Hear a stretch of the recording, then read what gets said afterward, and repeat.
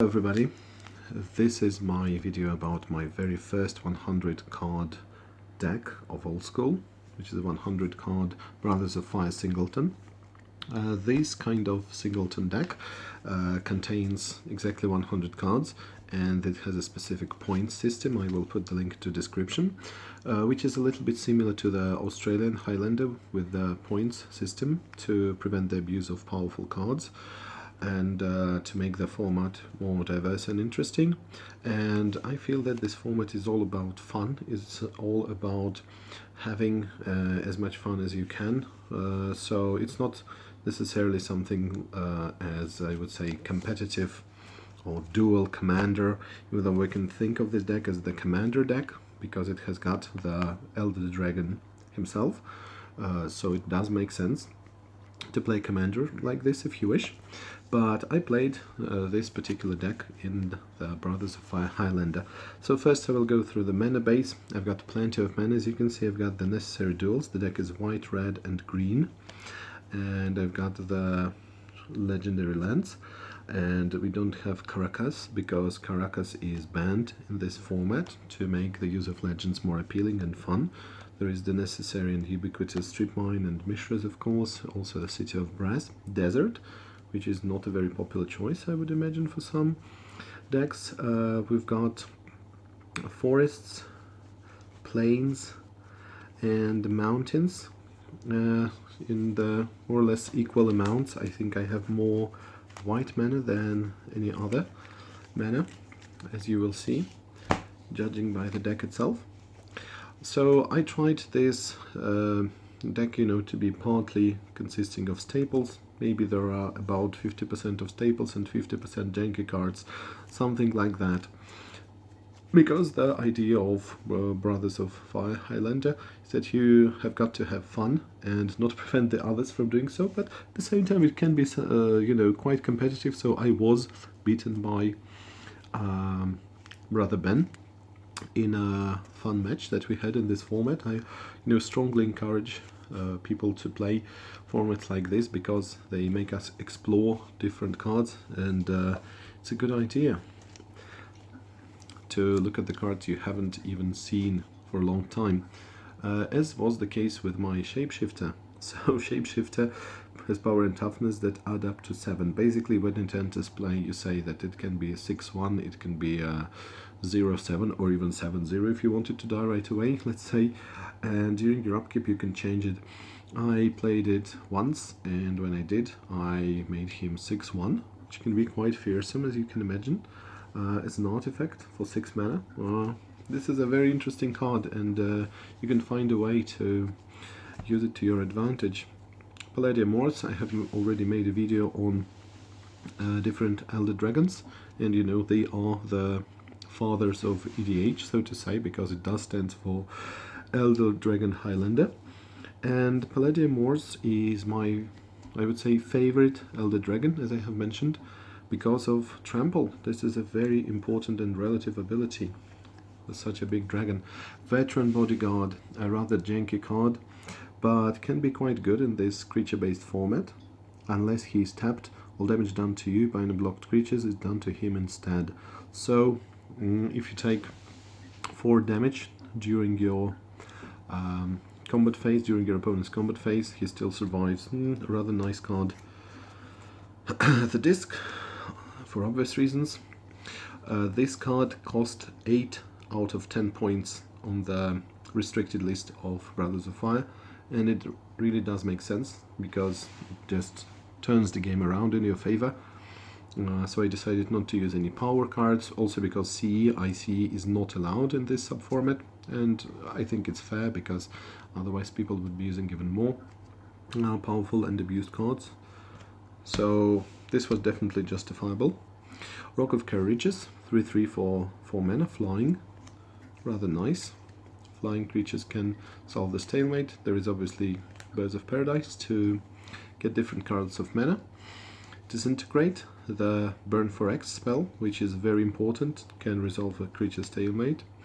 Regrowth, a kind of a green restricted card, obviously very good and relevant if you have Singleton deck. Wrath of God, if we try to play the control game, as you can see there are not many early game permanents, so we can count on our opponent committing to the board and using Wrath of God. In case we get many creatures, we've got Calden Warlord. Always like this card, didn't ever get to play it. Can be played in a Kobold deck, I guess. When I was ready to play him in one of my games, he was 5/5, so that's nice. Armageddon, if we get a better board state than our opponent, normally would do that, or just to try and get rid of our opponent's lands if that's necessary. Lightning Bolt, no comment here. Pyrotechnics, very nice. 4 damage divided any way you choose among any number of targets. Unlike Fireball, where you have got to divide this damage evenly, here you can divide it in any way you choose. So, I don't know, you can kill 4 creatures, 4 1/1 creatures, you can kill 1 2/2 creature and 1 1/1 creature and deal 1 damage to your opponent. This card is better than many people think, especially because sometimes they don't really understand how Fireball works and how expensive it can get. Preacher, I think, is a broken card in this format. I mean, he's only 1/1, so obviously you can typically deal with him, but he can just take 1 creature after another and you can sacrifice it in some way. You can even deal damage to some small creatures with Desert, and the problem is not that he can steal your opponent's creatures, but the problem is that he can do it again and again and again.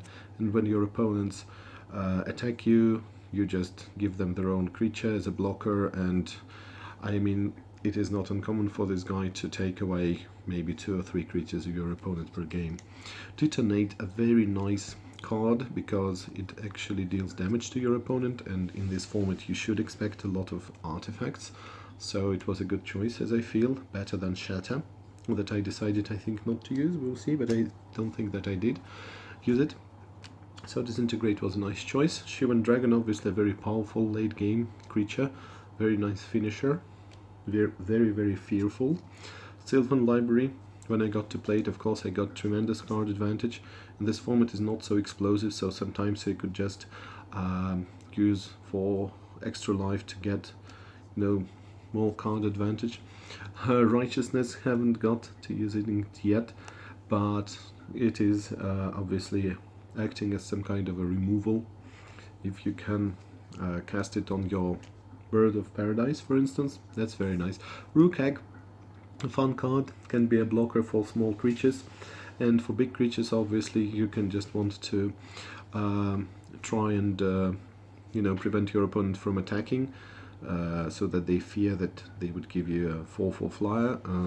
This is obviously a very good card in this environment. 3/3 Trample, 3/3 with some ability, why not in this sub-format. Disenchant, a rather boring but necessary staple. Dancing Scimitar was surprisingly good, 1/5 flying for 4 mana. It is actually more important than you think. I mean, the toughness of this creature, because it can block any flyer. I mean, every single flyer that you have got in old school, which is playable, which is a staple, I mean, has less than 4 power, or 4 power. I mean, you've got Serengil, you've got Sengir Vampire, you've got the Serendib Ifrit, so these cards can do nothing against Dancing Scimitar. It is a very, very powerful blocker. Was very nice. Often helped me a lot. Elvish Riders, I think. 3/3 can only be blocked by flying creatures and walls. Not too bad. A bit costly. Fireball, which is obvious, as is Swords to Plowshares. Jalum Tome, I always like Jalum Tome. I mean that people always think about JMD Tome as being the most important tome, but Jalum Tome often helped me, and it's just an extra card that you can have. Probably in this format it would be better to have more JMD Tomes, but this is a Singleton format, so Jalum Tome is also definitely relevant. This Rod of Ruin, a card that I got with the Chris Rush signature, and many people confirmed it that it's actually the legitimate, the real signature by Chris Rush.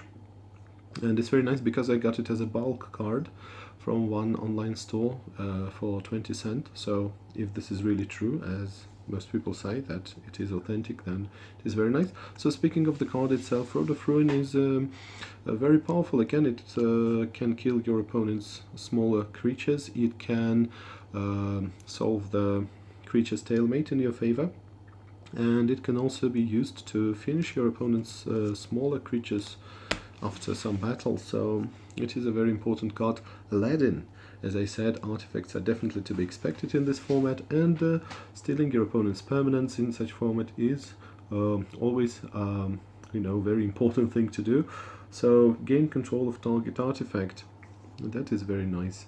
For 3 mana and tap, I could definitely do that. Knowledge Vault was the first time that I played this particular card. It proved to be very good, very powerful. Essentially, I just drew a ton of cards, and I got myself a new hand after 7 turns when I sacrificed it, and it's cheaper to activate than Gem the Tome. Of course, it's not as versatile, but the art is also amazing. Emmy Weber and her symbolic art, surreal and weird and whimsical, always fantastic for me personally. Spirit Link, you know how many uses it has. I can put it on my creature, I can put it on my opponent's creature, essentially making this card a kind of a pacifism card.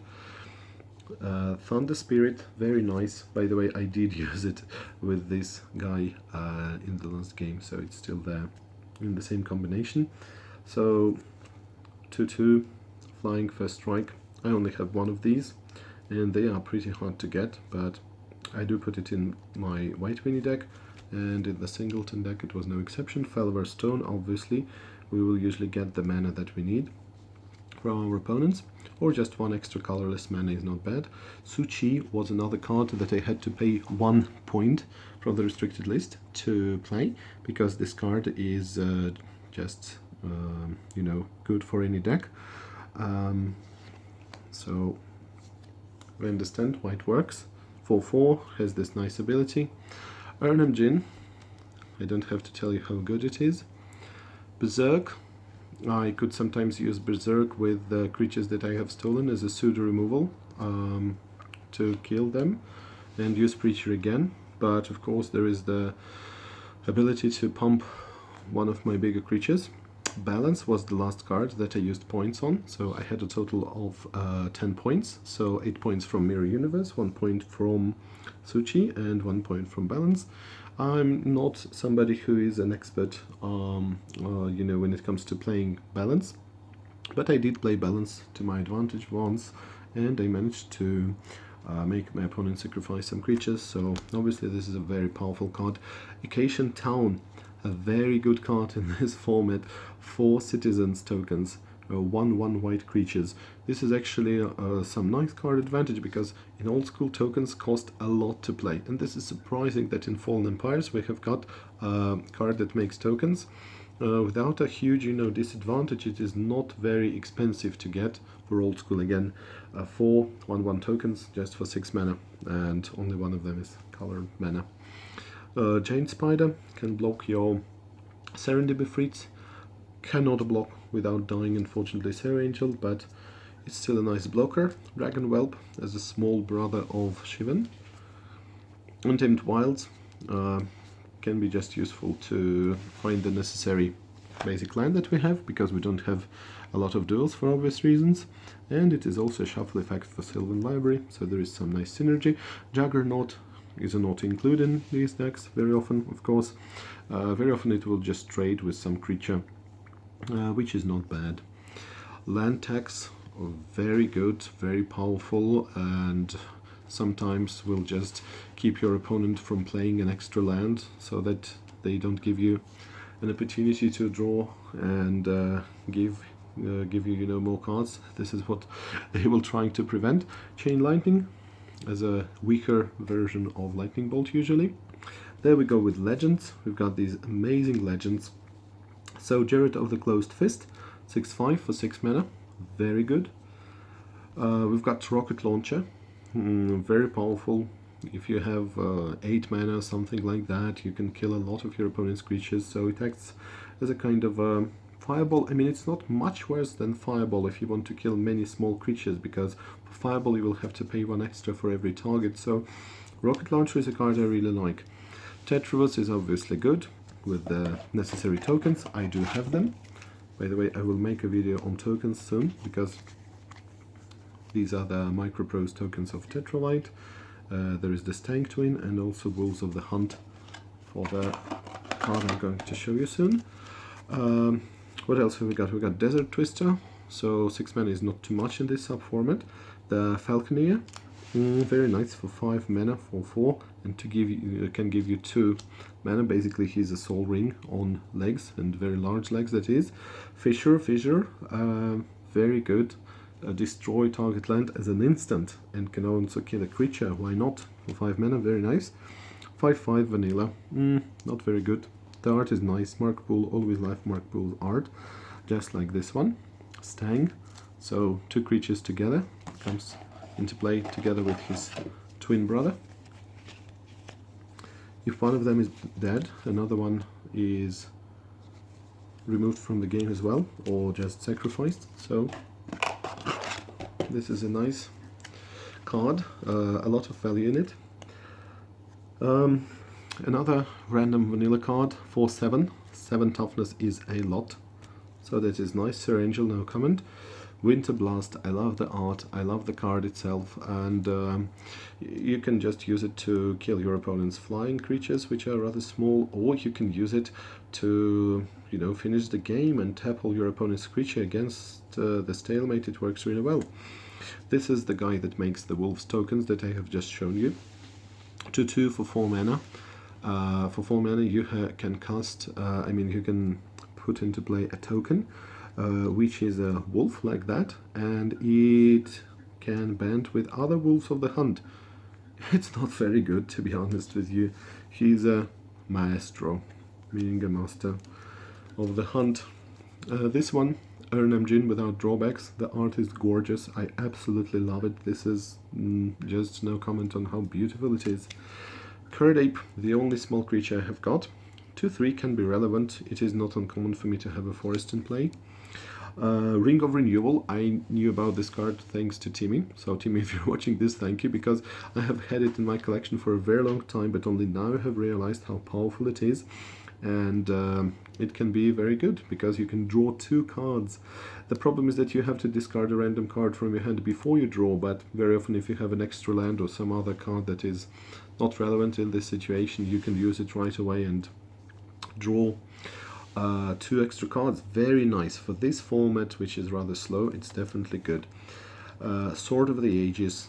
Sword of the Ages, you can imagine, again, it resolves the stalemate situations. You sacrifice a lot of your big power creatures, and of course it comes into play tapped, so it can be used right away. But in these games, which are, again, as I have said, usually rather slow, this can be a win condition. And finally we've got the gorgeous Fire Elemental, who is just 5/4, and this is still good in old school, right? So this is the deck I've got. I went through the cards very quickly, because many of these cards that I haven't talked about, of course, deserve some extra attention, and we will definitely be talking about them. But I just wanted to point out that playing Highlander, be it, I don't know, Commander or whatever you like, with old school can be a very good idea. I personally like this Brothers of Fire Highlander, 100 card Highlander that is, and I will definitely build some more decks in this sub-format, and if anybody wants to play, you're welcome. So it just breeds creativity, it inspires you to use some of the cards that you haven't used before, and I have, as I have said, plenty of the cards that I have never used in constructed decks before, so this might be a good idea to play this format if you haven't just yet. Meanwhile, I would like to thank you for watching. I will see you soon with some other decks and card discussions, so take care, bye.